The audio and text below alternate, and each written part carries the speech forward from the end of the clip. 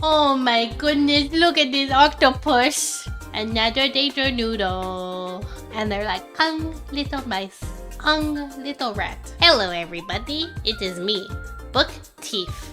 I am back for more Parz videos. Let's jump on in. If you see this thing T-pose, run! Introducing the anteater, a goofy little creature native to Brazil, and to understand why the absolute stance on this bad boy is a threat to your health, you're gonna have to understand a little about his lifestyle first. Now listen, I know this may come as a shock to you, but the anteater eats ants. What is the price? 40 kilos and 1.8 meters. Oh, they're hefty. He needs to consume upwards of 40,000 ants per day. Now, oh my god. To help him hit his bulking goals, the anteater has a mystery mouse tool stored inside that XL sniffer. Look at his little nose. It's so boopable. Just boop the little nose. 60-centimeter long tongue. Wow. Designed to snake its way down an ant colony's tunnel network, smash into their living room, and devour the entire cast of Bug's life and convert them into a high-calorie meal. Delicious. However, what that tongue do only goes so far. An ant colony can extend up to 4 meters underground. Oh, wow. And termites live in high-rises, which means our boy here is going to have to do a little excavation to get to the goods. But last I checked, an anteater can't go down to Bunnings and buy a shovel. So how does he Oh, that's with simple. his paws. With the combat knives he has for claws. Yeah. Yeah, anteaters are permanently cosplaying Freddy Krueger with a set of 4-inch claws, which, proving the effectiveness of a few inches, can crack through f***ing concrete. 4 inches is more than enough, right guys? 4 inches. Is enough. Now, these oh my god. great for digging, but they are also more than capable of flatlining you. When threatened, the anteater will rear up into a defensive T-pose. This is your sign, if you are smart, to turn around and run away.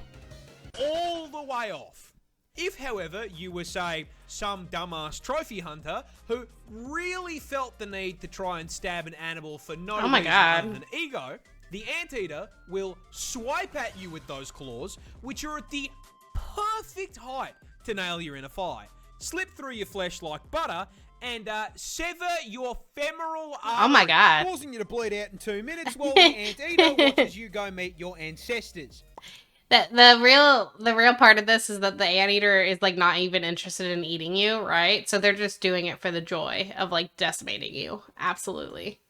Can you imagine having to explain to your ancestors who felled woolly mammoths you got your packed up by the most unserious creature on the planet hitting a T-pose?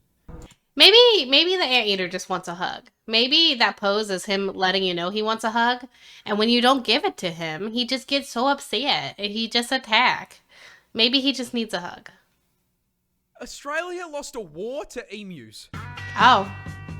But how? How the did we lose an armed conflict with flightless birds? Well, it all started in 1932 when farmers in Western Australia wanted to grow wheat. There was just one major problem. That's emu territory. And emus really like wheat. And coming in 6 foot tall and 40 kilos in weight, they can eat a lot of it. So when breeding season came around, the emus migrated through the farmland, and these poor farmers were overwhelmed by a tyrannid swarm of man-sized poultry. 20,000 emus strong. These feathered tanks then proceeded to completely steamroll through the fences into the fields and started laying waste to the wheat. The farmers attempted to fight back the initial wave with rifle fire, but their efforts were, putting it lightly, completely useless. This ginormous hell made the farmers pretty bloody angry, so they gathered together and went to the government to ask for help. Sir, 20,000 emus have hit the wheat fields. Me, mate. And so the government declared the emus enemies of the state and sent in the army to commence the Great Emu War. The entire 7th Heavy Artillery Division was deployed to WA. Armed with 2 LMGs, 10,000 rounds, and the sole objective to blast anything with feathers. A little bit You don't think that was enough? that sounds like enough. Excessive for an overgrown turkey if you ask me, and upon their first deployment, the army immediately ran into a major problem. Emus are fast. Speed. really Fast as heck, fast, boys. clocking a top speed of 50 kilometers an hour, which meant that once they opened fire, the emus would immediately bolt out of range of their weapons. But they still took a crack at it, and then immediately stopped when both LMGs jammed after only dropping 12 emus. This embarrassment led the army to retreat and rethink their plan. So a few weeks later they returned, this time mounting the LMGs on trucks in an attempt to run the birds down. However, this also didn't work, because after figuring out that those trucks meant they were about to be turned into a KFC family bucket, the emus started leaving scout birds who would warn the flock of the approaching trucks, which gave them all enough time to book it before the army even got there. And whenever they did catch the emus, they found out they were kind of... because emus are mostly feathers, and there's a lot of places you can hit on them without doing any damage. Meaning it was taking around 10 bullets for every one bird. Wow. So after a month of blood, sweat, tears, and 10,000 rounds of ammunition, the army managed to bring down 960. The population was 20,000. This was an issue as, unlike America, our It sounds like a skill issue. If you're asking me, it's a skill issue. defense budget is not a bottomless pit. So the army had wasted all that money to achieve absolutely fuck all. So the government just kind of built a really long, really shit fence around the farms and called it a day. How the fuck did... That's it's kind of funny to me because people often think that they're like the ultimate animal, and it just goes to show that there's still animals, mostly in Australia apparently, who can fight back. A lot of people are scared of snakes.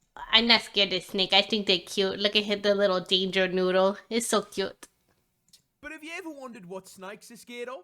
The answer is this fucking bird. Eagle?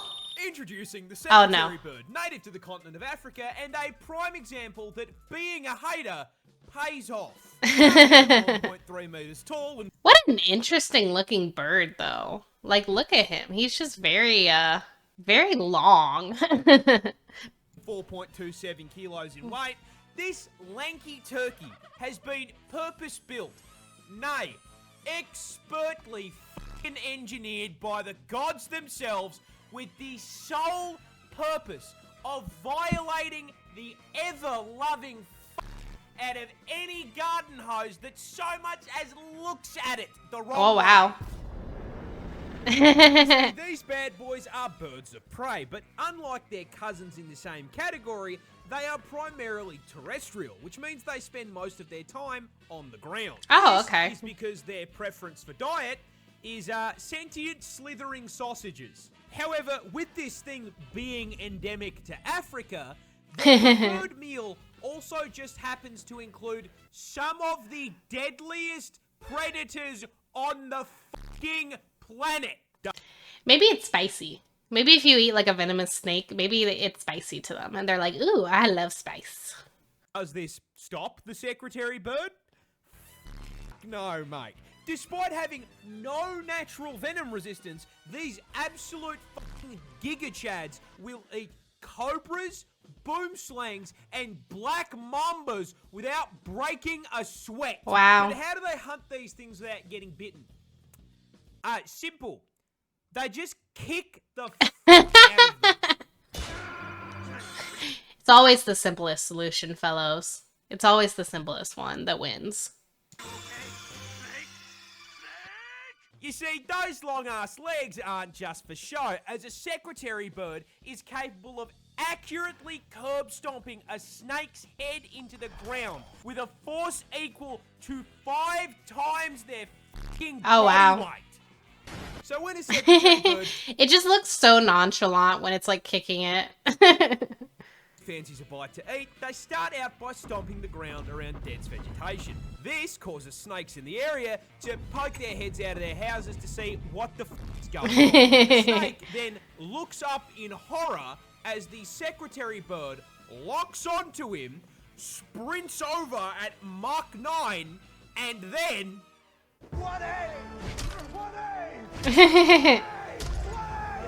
A lot of people are scared of snakes, but have you ever wondered... I love that it just kicks it. It just kicks it, and that's how it wins. This shrimp can cause explosion. I know about this shrimp. I've heard about it. It can punch stuff really fast, right? That's how quickly it does it. Let's see if I'm right. oceans. My main goal is to blow up. Introducing the mantis shrimp, native to the West Indo-Pacific Ocean and possibly the coolest crustacean under the sea. Because this fluorescent almond sausage... Look at those colors, though. Look at how amazing those colors are. The blues and the greens and the reds. Like, absolutely gorgeous. Is actually a voracious, bloodthirsty predator rocking enough surveillance equipment to scare the CIA with a weapon powerful enough to surpass Metal Gear. See, the mantis shrimp is a highly effective predator, and they find and track their prey with easily the most advanced set of eyes on the planet. They can see. First off, each of these eye stalks can rotate independently like a periscope, giving them a full 360 degrees of vision. However, more importantly, they can see colours we can't. You see, the mantis shrimp's eyes contain a full 15 photoreceptor cones compared to our 3. Which is a fancy way of saying they can see in 16K HDR with ray tracing enabled. Oh my god. 500 render distance. Oh my piece.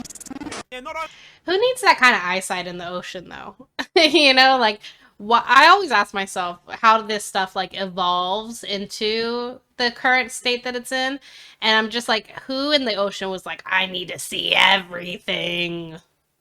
is the visual clarity unmatched, they can also see into the infrared and ultraviolet light spectrums.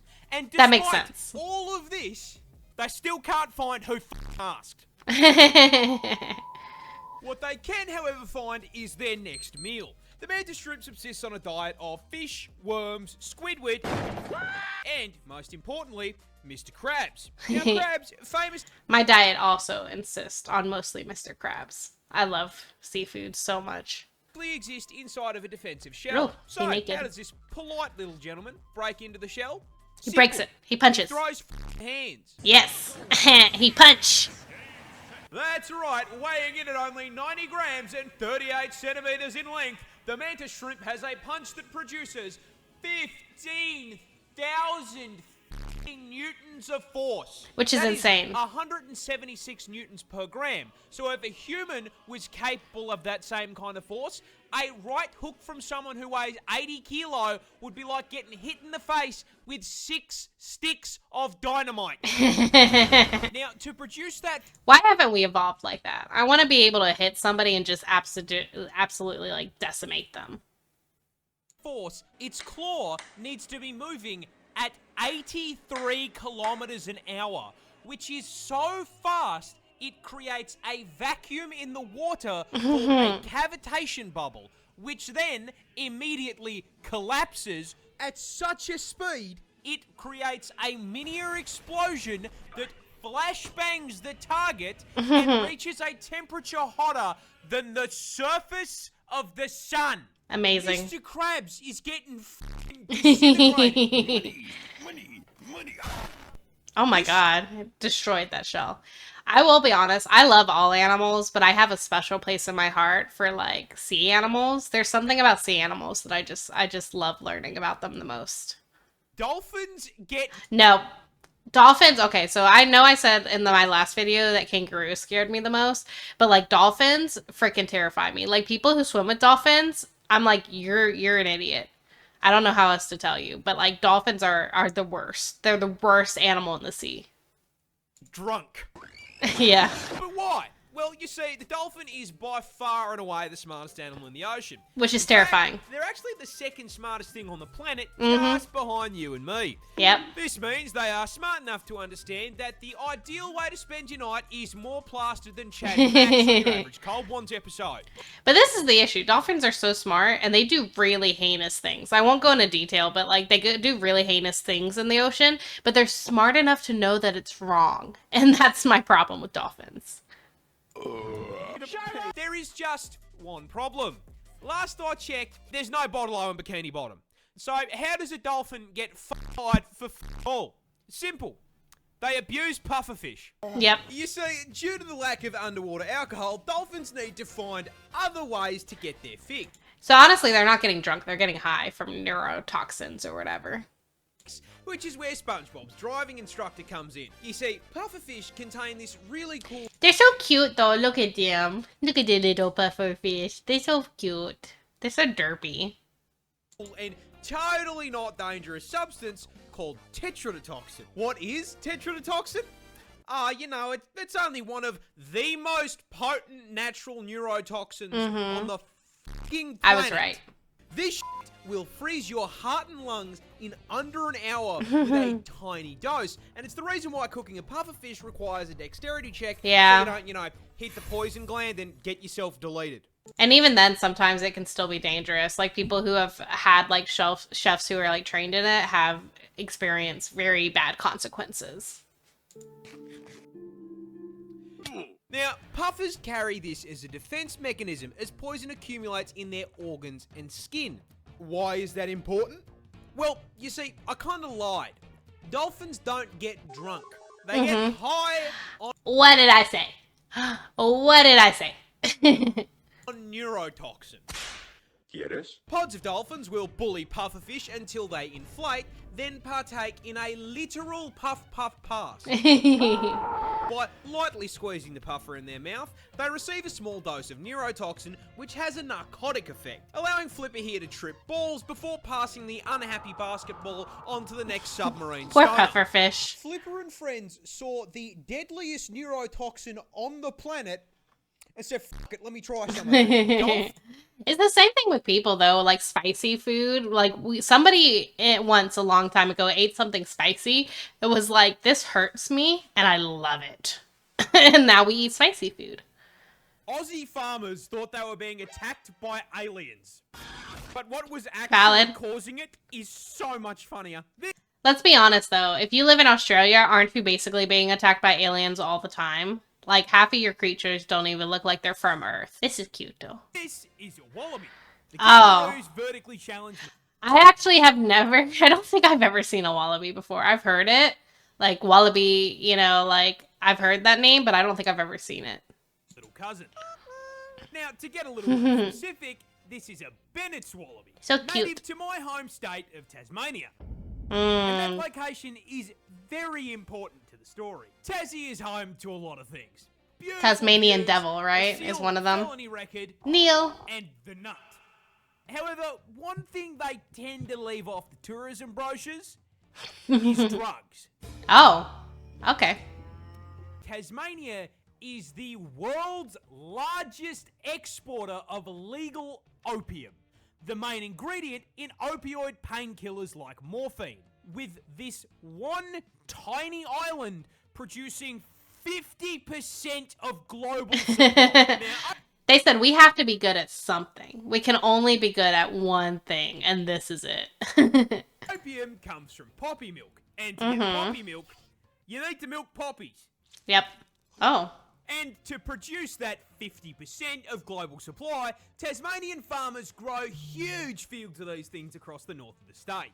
However, because throwing these flowers into a crafting table gives you f***ing narcotics, these fields are legally required to be under extremely tight security, which is why these same poppy farmers became extremely confused when f***ing crop circles showed up in the plant equivalent of a f***ing Town Hall 9 Clash of Clans base. They're were like, what is this? understandably absolutely f***ing bewildered by this, and some people even thought it was aliens. So to figure out whether or not it was a Halo Elite drawing this shit, they set up some cameras. And what they saw was this little shit He's like, hi. into the field, eating the milk-filled buds, getting absolutely f***eyed, and hopping in circles until he passed them. Amazing. They thought the f***ing Covenant were invading, and it was a driving wallaby. Aussie farmers thought they were being... That's amazing. The wallabies are like, you want to do something fun tonight? You want to get high? And then you want to mess with some farmers? This jellyfish I love jellyfish. is basically a time bomb. Okay. Introducing the Irukandji, a species of jellyfish native to the northern waters of the land down under, and possibly my least favourite animal in the entire ocean, because it is just a massive, spiteful, well, massive is misleading, as this little guy is tiny. I mean, ridiculously small. Being not much bigger than your fingernail. Oh, wow. And basically completely f***ing invisible to the naked eye. This is a fairly major problem, because behind that halo cloak frame, they are dragging 3-foot-long tentacles and shocking absolutely no one. Say the line, Bart. It is one of the most venomous jellyfish in the ocean. I'm so f***ing tired of the stealth poison multi-classes on servers, dude. This shit is broken. You see, those 3-foot tentacles are covered with tiny little barbs, and at the barest touch, they will literally propel themselves into your skin like a bullet and inject you with the Australia Special, a pina colada cocktail of various neurotoxins. And upon being injected, you will feel absolutely f***ing nothing. Oh. You'll keep swimming around, splashing about in the water, kissing the homies, until you are overcome with a sudden, severe feeling of impending dread. I mean the kind of dread that will have you hysterically screaming that you are about to die. I am gonna die! I'm gonna die! I'm gonna f***ing die! That's because the invisible cunt here does psychic damage, inflicting a condition known as Irukandji syndrome, which starts with a feeling of impending doom so strong, there are records of people asking to be, avoiding a ban here, forcibly disconnected from God's Minecraft server. And that feeling of doom is warranted because about 30 minutes after being stung, that biological bomb goes off, with the venom initially causing extreme pain throughout your entire body. Oof. And after making you feel like a failed isekai protagonist,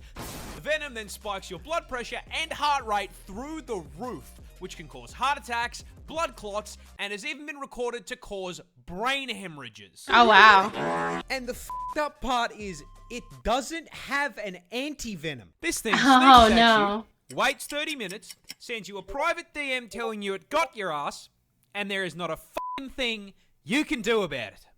It's really interesting that it, like, the psychic part hits first, and so you're like, everything sucks, and then you literally die. I ate lunch with a wild lizard.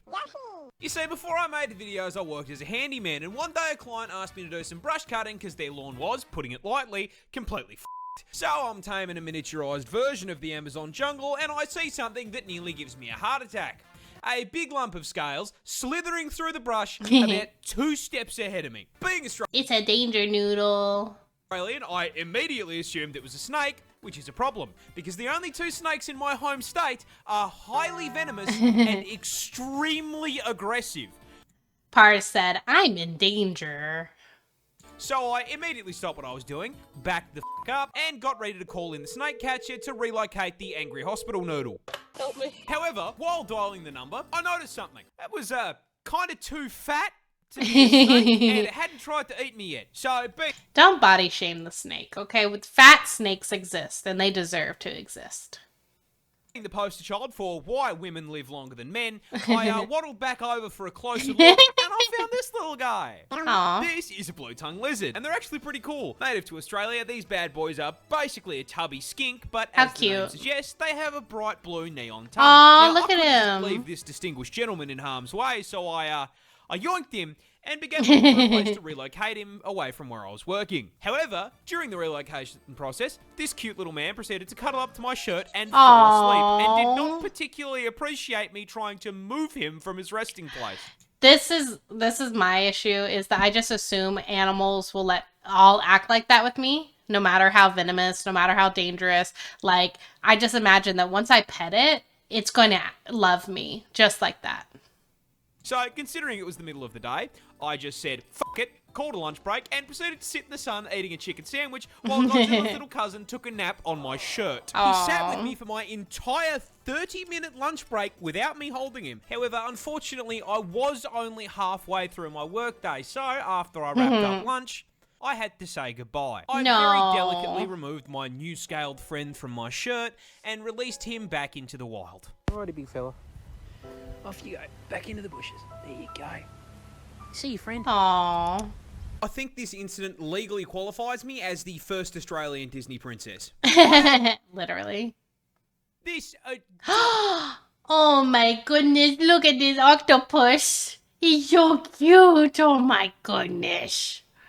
horrible little octopus is also the world's deadliest.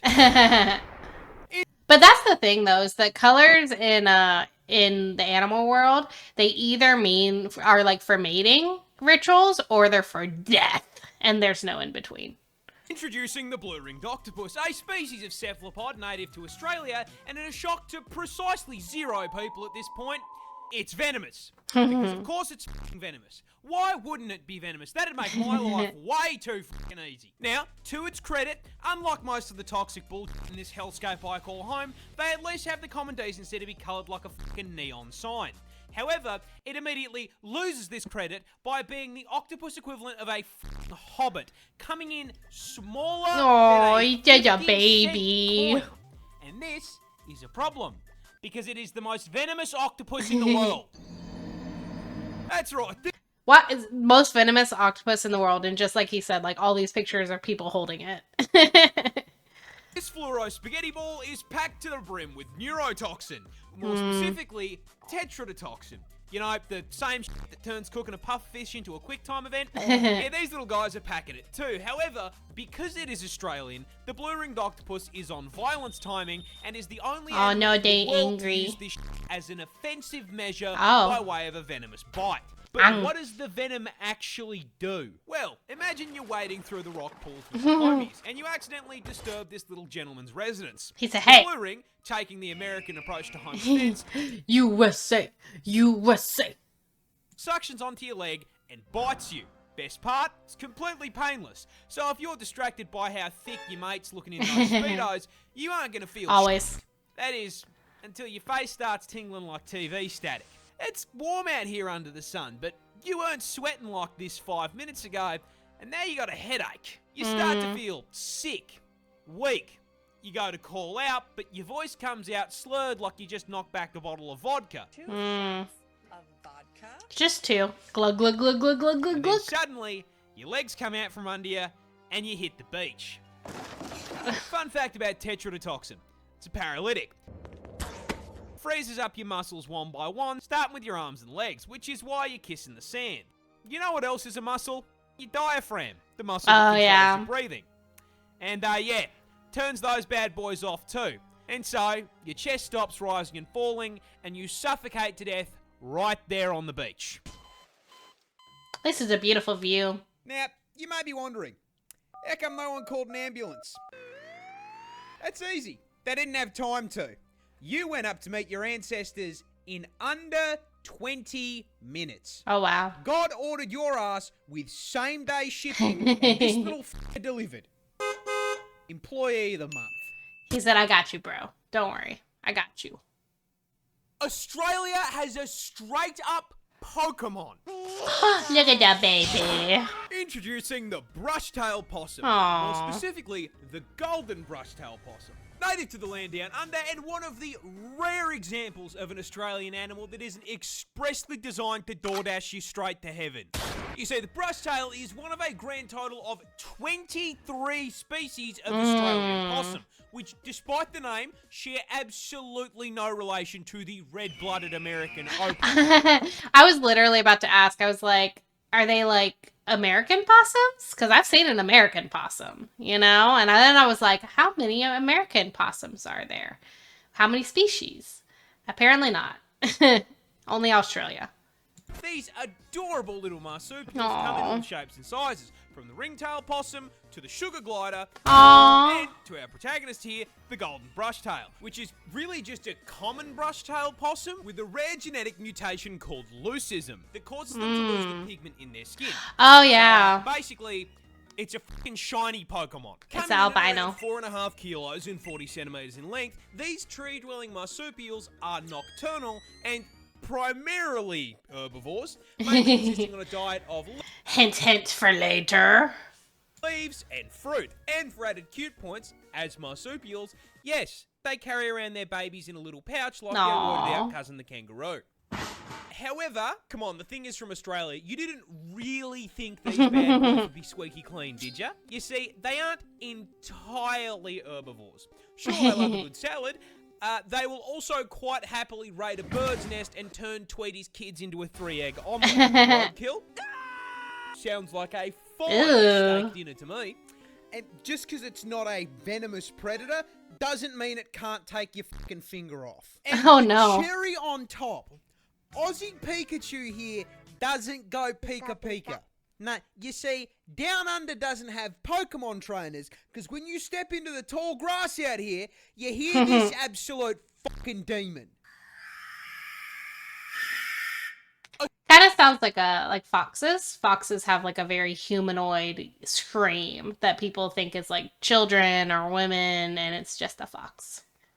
This is the deadliest Another danger noodle.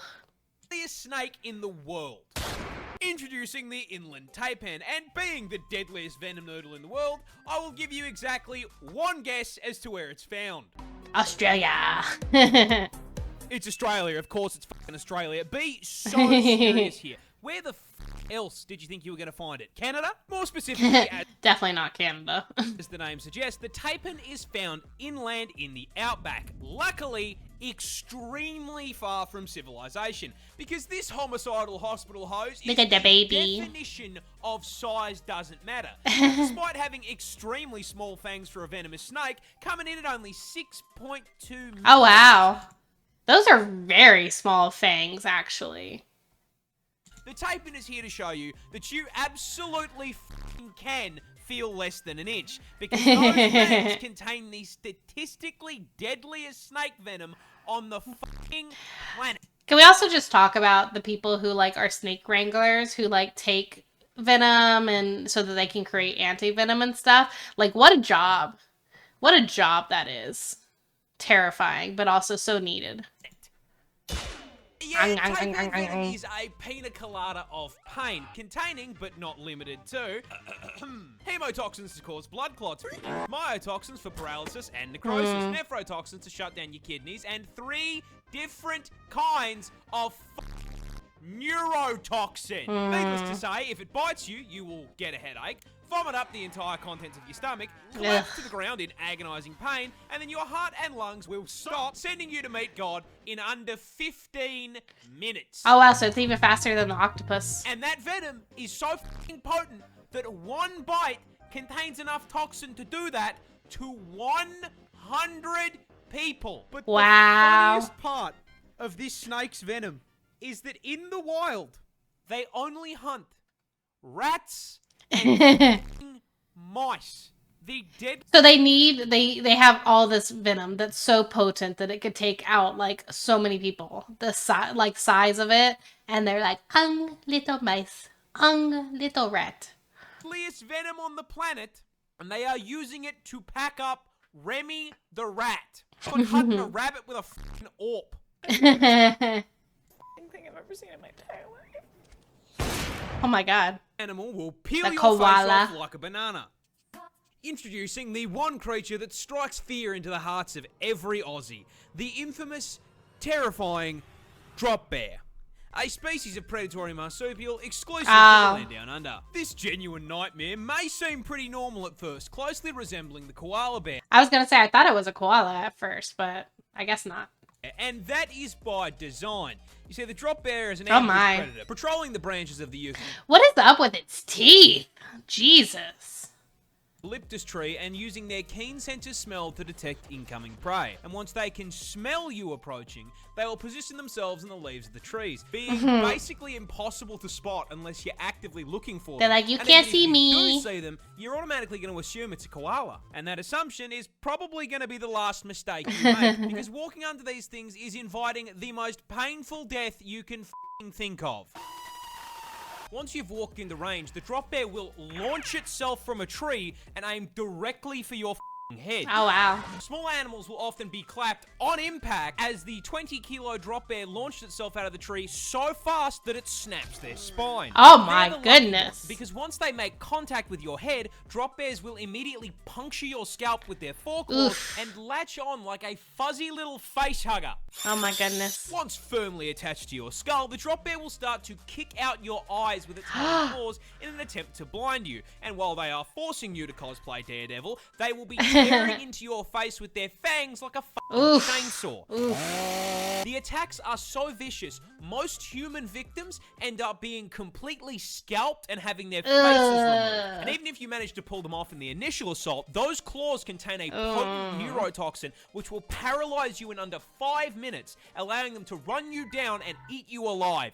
Australia loses roughly 600 people per Oh my year to drop their goodness. attacks. So if you want to survive your trip down under, I have a secret to share with you about the drop bear. And that secret is that all of this is complete and utter bullshit. It's unreal. I made it all up. That's so funny. Spreading misinformation. This bird is a serial killer. Jesus f***ing Christ, you're the Bay Harbor. I really hate that name. Introducing the Shrike, a group of feathery friends found all over the world, including the land down under. Now, Of course, at first of glance, course. you may be thinking to yourself, how could this sweet little guy be a vicious killer? I mean, he's so tiny. They only grow up to around 30 centimetres and cap their weight out at 90 grams. And on top of being about as threatening as a fucking teddy bear, look at their claws. A shrike trying to end anything with its talons is like trying to stab a hippopotamus to death with a fucking pool noodle. Listen to the thing. It sings like it's on American Idol. It's a songbird, a branch geek. You'd never heard a fly. Never. But I'm fucking onto you, Tweety. You give me the f***ing creeps, you know that, Dexter? You may have everyone else fooled, but I know exactly what you are. Because shrikes actually have another name. They're called fucking butcher birds. Yeah, that's right. The Dexter jokes actually had a fucking point. Now, you see, when the Bay Harbor butcher bird wants to hunt, they first start by selecting a target. Tonight's the night. Now, unlike Dexter, their code tells them they can eat whatever the fuck they want. Insects, mice, fuck me, even lizard. And once they Lizard. get their meal, they wait for the right moment and swoop on it. Now, while those claws might be fucking useless, they do have a signature weapon. That tiny hook on the end of their beak.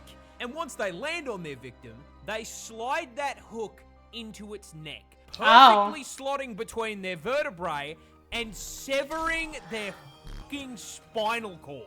But converting their prey Oh into my a goodness. vegetable isn't enough. No, no, no, no. These sick fucks keep trophies. Once Oh they my. have paralyzed their prey and shattered its spine, they will fly its corpse back to their larder, which is either a thorn bush or a fucking barbed wire fence. Wow. And once they get home, they fucking impale them. Wow. They will then leave that corpse there for days, occasionally biting chunks out of it, eating it like leftovers from the fucking fridge. Dexter collected blood slides. These fuckers create kebabs. Amazing. And they're just like, what should I have today? Should I have a little rat today? Should I have a little lizard, a little snake? Nom, nom, nom, nom. Terrifying. This snake can take your arm off. Oh, okay. Scratch your arms off. Introducing the fer-de-lance, a species of pit viper native to South America and Mexico, with this particular note rope having quite possibly one of the nastiest fucking bites in the world.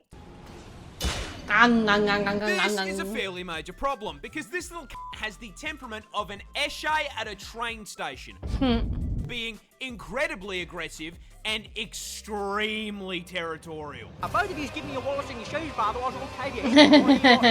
In fact, this toxic garden hose is such an aggressive little within its range, it makes up an average of 50% of all snake bites. Wow. However, despite the huge number of attacks, it's only fatal in 6% of bites. So why is it such a problem? Just because you live the bite doesn't mean you'll want to. You see, when a fer-de-lance bites you, this massive viper sinks its huge inch-long fangs into your skin and injects you with 2 teaspoons of venom. You will at this point notice a little status effect bar appear on the bottom of your screen. Don't worry about that. That's a mystery mouse tool that'll hurt us later.